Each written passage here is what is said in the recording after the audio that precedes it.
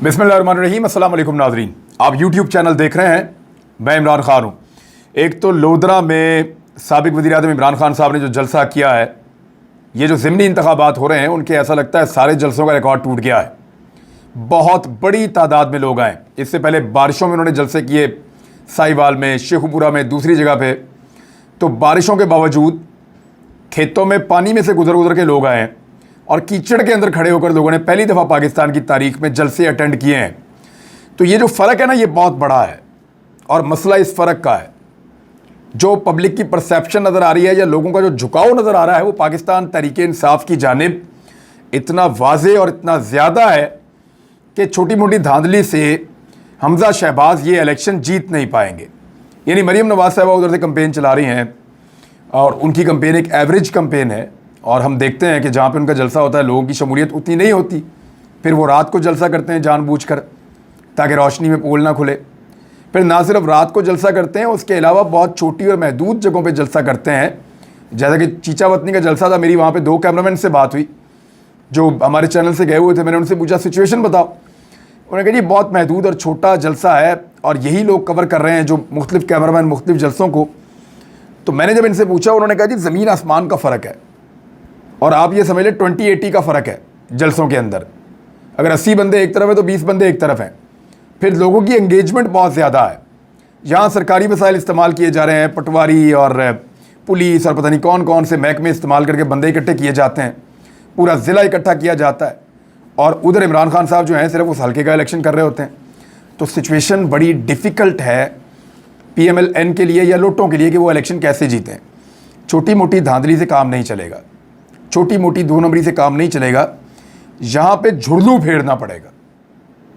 21वीं सदी में झुर्लू फेरना पड़ेगा। सबके पास एंड्रॉयड फ़ोन है, झुर्लू फेरना पड़ेगा। क्या इंटरनेट बंद कर दिया जाएगा उस दिन? क्या लोगों के राब्ते मुनक़ता कर दिए जाएंगे उस दिन? क्या उस दिन उन हलकों की बिजली बंद कर दी जाएगी? किस तरीके से आप इंफॉर्मेशन का फ़्लो रोकेंगे? क्योंकि लोग वोट डालने के लिए निकलेंगे और वोट के ऊपर पहरा भी देंगे। धांधली आप कर सकते हैं छोटे मोटे तरीक़ों से, लेकिन झुर्लू फेरना मुश्किल होगा। और अगर झुर्लू फेर दिया या बहुत बड़े पैमाने पर धांधला हो गया तो उसके बाद एक रोला पड़ जाएगा पाकिस्तान में।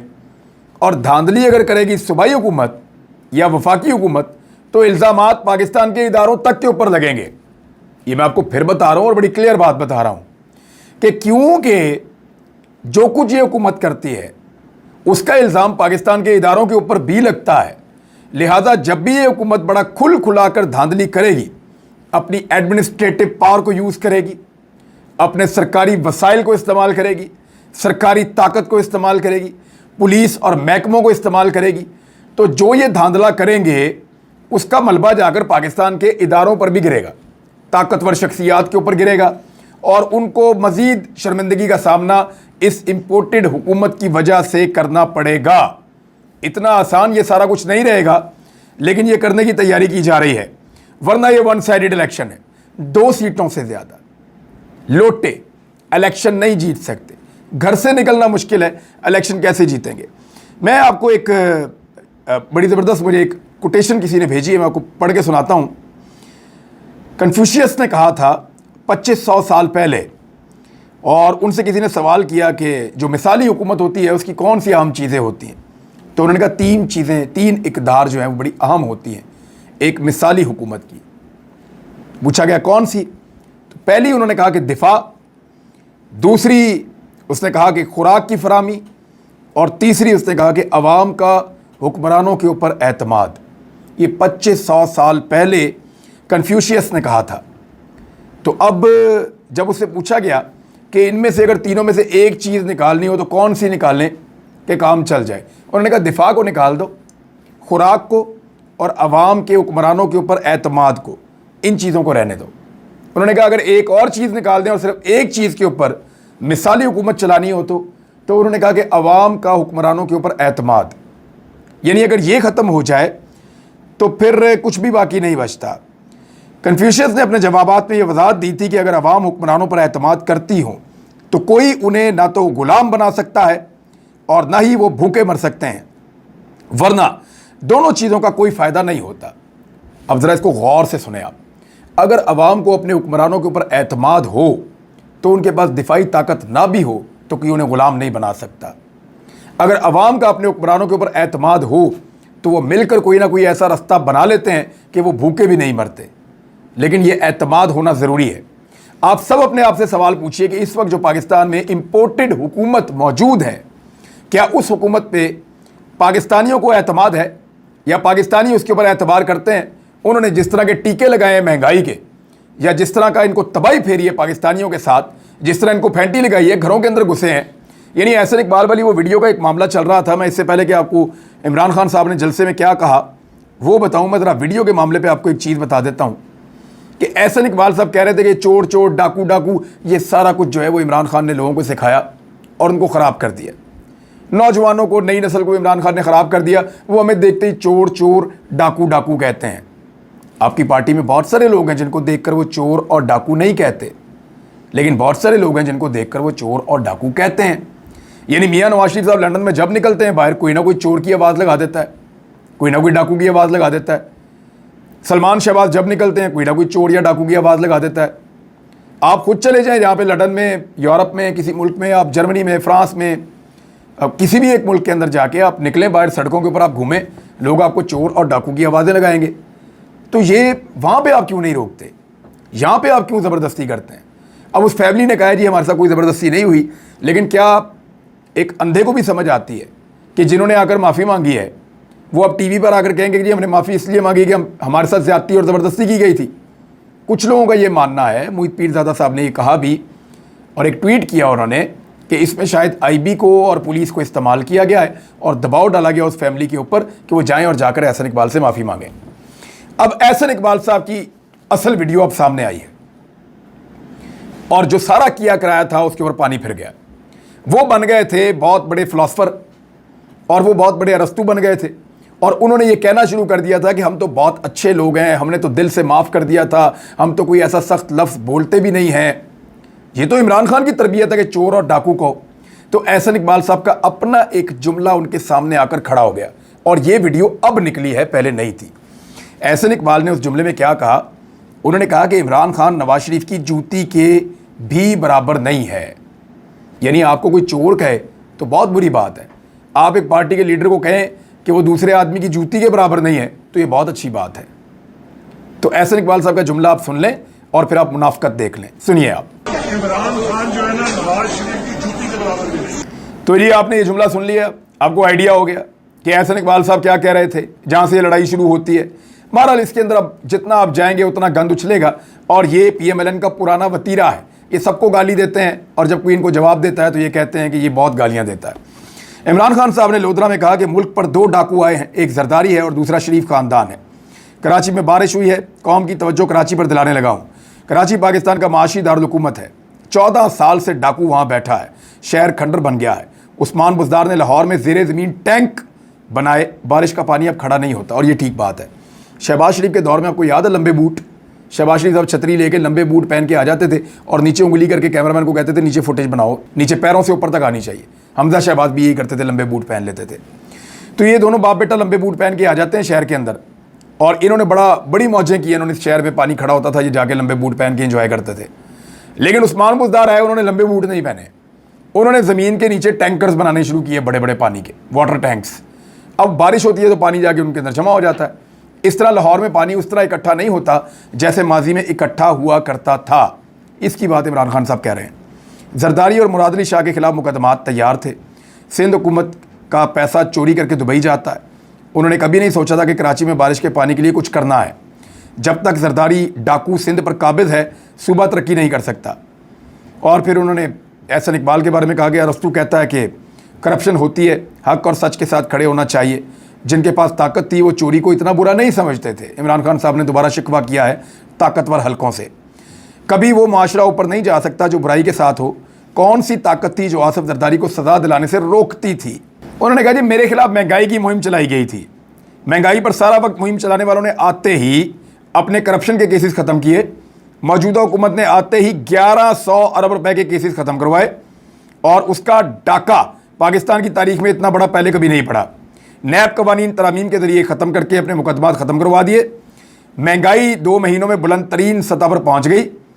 और हमजा शहबाज के बारे में उन्होंने कहा कि अंडों की कीमत में 36% इजाफा कर दिया, क्योंकि उनका कारोबार मुर्गी और अंडे का है। मुर्गी हमारे दौर में 300 की थी, अब 600 रुपये की है। वैसे भी आपको पता है महंगाई 32-33% की शरह से बढ़ चुकी है और लगातार बढ़ती चली जा रही है। और उन्होंने कहा जी गोरे आदमी को देख के शहबाज शरीफ साहब फ़ौरन लेट जाते हैं। बरतानवी सफ़ीर को केक खिला रहे हैं मीठा मुंह बना के, आपने वो देखी भी है वीडियो, तो उन्हें शर्म आनी चाहिए। गोरे को देखता है तो उसके पाँव में गिर जाता है और मुंह में केक डालना शुरू कर देता है। फिर उन्होंने कहा नौजवानों को मैं कहता हूं कि यह इलेक्शन लोटों को हराना है। 17 जुलाई को हकीकी आज़ादी की जंग है। मैं किसी के सामने झुका हूं, ना आपको किसी के सामने झुकने दूंगा। ये लोग पैसे बांट रहे हैं, चोरों से पैसे ले लो और वोट बल्ले को डालना। इलेक्शन कमीशन को साथ मिलाकर इलेक्शन चोरी करने की कोशिश की जा रही है।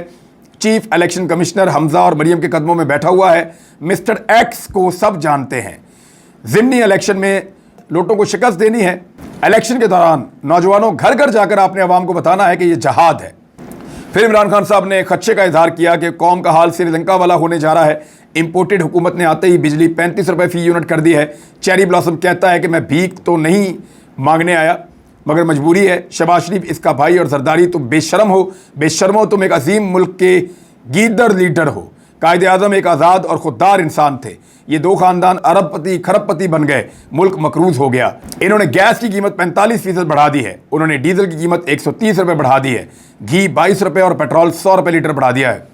ये चीज़ें आपके सामने हैं। तो नाज़रीन, ये इमरान खान साहब का खिताब था। उसके अलावा उन्होंने मजम्मत भी कि कराची के अंदर जिस तरह बारिश हुई है और कोई बंदोबस्त किया ही नहीं पाकिस्तान पीपल्स पार्टी ने, और ना उनका कोई इरादा लगता है आइंदा बंदोबस्त करने का। लेकिन कराची के अंदर जो इमरान खान साहब ने बात की वो बिल्कुल ठीक है। रोशनियों के शहर से लेकर ओजड़ियों के शहर तक मैंने आज इसके मंजर देखे हैं। जगह जगह ओजड़ियाँ पड़ी हुई हैं, जगह जगह आलाइशें पड़ी हुई हैं। शहर के अंदर ताफुन फैला हुआ है, पूरा का पूरा शहर डूब रहा है। और बारिश कितनी हुई है, यानी 2020 में जो बारिश हुई थी वो 223 मिलीलीटर हुई थी। 2020 में, मैं आपको रिकॉर्ड सीधा करवा रहा हूँ, ज़रा इन्होंने फ्रॉड किया है। सिंध हुकूमत ये कह रही है कि कराची में अब जो बारिश हुई है वो उतनी है जितनी 2020 में हुई थी। झूठ बोल रहे हैं। 2020 में जो बारिश हुई थी वो हुई थी 223 मिलीमीटर। उसमें कराची डूब गया था, जैसे अभी डूबा हुआ है। इस मरतबा जो बारिश हुई है वो हुई है 106 मिलीमीटर 2022 में अभी, तो उसमें भी कराची पूरी तरह वैसे ही डूब गया है। इसका मतलब है कि इन 2 सालों के अंदर सिंध हुकूमत ने कोई टके का काम नहीं किया। यही बिलावल वाली बात है, बारिश आता है तो पानी आता है, ज़्यादा बारिश आता है तो ज़्यादा पानी आता है। ये बिलावल का स्टेटमेंट था और लगता है इसी स्टेटमेंट के साथ कराची चलता रहेगा। ये पूरे मुल्क पे हुकूमत करने के ख्वाब देख रहे हैं, ये पंजाब में हुकूमत बनाने के ख्वाब देख रहे हैं। और कराची की हालत इन्होंने वो कर दी है कि कराची शहर का बेड़ा गर्क करके रख दिया है इस पॉलिटिकल पार्टी ने। मज़े की बात यह है कि कराची डूब गया है और इसी पानी के अंदर डूब गई इंपोर्टेड हुकूमत की कारकर्दगी। कोई PMLN कराची वालों के लिए आवाज़ नहीं उठा रही, कोई MQM कराची वालों के लिए आवाज़ नहीं उठा रही। MQM ने अब तक हुकूमत से अलहदा होने की धमकी भी नहीं दी। और पीपल्स पार्टी का लगातार 14वां साल है कराची में हुकूमत का, तबाही फेर कर रख दी है। तजावज़ात हैं कराची में, गैर कानूनी तामीरात हैं कराची में, बैड गवर्नेंस है। लोगों का अरबों रुपए का सामान हर साल कराची में होने वाली बारिश से डूब जाता है और पूरा का पूरा शहर रुक जाता है। ये सारा मैनेज किया जा सकता है, लेकिन मैनेज करने की ना किसी की नीयत है ना कोई करना चाहता है। वफाकी हुकूमत ने अपने बजट से जो नाले बनवाए थे उनको भी कराची की सरकार ने, क्योंकि उनके हैंड ओवर कर दिए गए थे, उन सबको भी चौक कर दिया है। उन सब के अंदर भी कचरा जमा हो गया है। कोई काम करने के लिए तैयार नहीं है, कोई सिस्टम कराची में नहीं चल रहा और सारा कुछ जो है वो उन्होंने कुदरत के ऊपर छोड़ा हुआ है। और जब बारिश होती है तो कराची वालों का अरबों रुपए का सामान जो है वो डूब कर तबाह हो जाता है। एक आवाज़ बार बार उठाई जा रही है नाज़रीन, वो आवाज़ ये उठा रही है, लोग उठा रहे हैं कि अली वज़ीर को क्यों नहीं छोड़ रहे। भाई जब अली वज़ीर का वोट चाहिए था तो तब तो उसके तलवे चाट रहे थे सारे। उसको निकाल कर लेकर आए जेल से, लाकर असेंबली में बिठाया, बड़ी इज्जत की, मौका भी दिया और उसका वोट भी ले लिया। मोहसिन दावड़ जो PTI के दौर में रोज़ कहता था कि अली वज़ीर को छोड़ो, अली वज़ीर को छोड़ो, भाई आप धमकी देते हैं मोहसिन दावड़, ANP और फजलुर रहमान या पीपल्स पार्टी कोई भी जमात, 2 बंदे सिर्फ शहबाज शरीफ को धमकी दें कि 24 घंटे के अंदर अंदर अली वज़ीर को आज़ाद कर दो। हालांकि मेरे ख्याल में अली वज़ीर ने जो बात की है वो गलत है। किसी और के जुर्म के साथ उसके जुर्म का मुवाजना नहीं किया जा सकता। अली वज़ीर ने कहा था कि मैं इन फौजी जर्नैलों को जो बाड़ लगी हुई है बॉर्डर पे उसकी तार के साथ लपेटूंगा और जीप के साथ बांध कर घसीटूंगा। ये बात अब करने के बाद यानी ये बात तो बहुत ही नामुनासिब और गलत है। ऐसी बात तो कोई भी नहीं करता और तकाबली जायज़ा आप किसी और के बयान से उसका ले भी नहीं सकते, किसी बयान के साथ नहीं कर सकते। तो मेरी नज़र में तो कानूनी कार्रवाई होनी चाहिए। लेकिन अब अगर छुड़वाना है और इतने दावे किए जा रहे हैं तो 2 MNA जाएं और जाके शहबाज शरीफ को कहें कि 24 घंटे में छोड़ दो, नहीं तो तुम्हारी हुकूमत गिरा देंगे। 24 घंटे के अंदर शहबाज शरीफ छोड़ देगा। लेकिन ये सब ड्रामा है, सब बेईमानी है, अंदर से सब मिले हुए हैं और आपको पता चल रहा है। अब तक के लिए इतने, अपना ख्याल रखिएगा, अपने इस चैनल का भी। अल्लाह हाफिज़।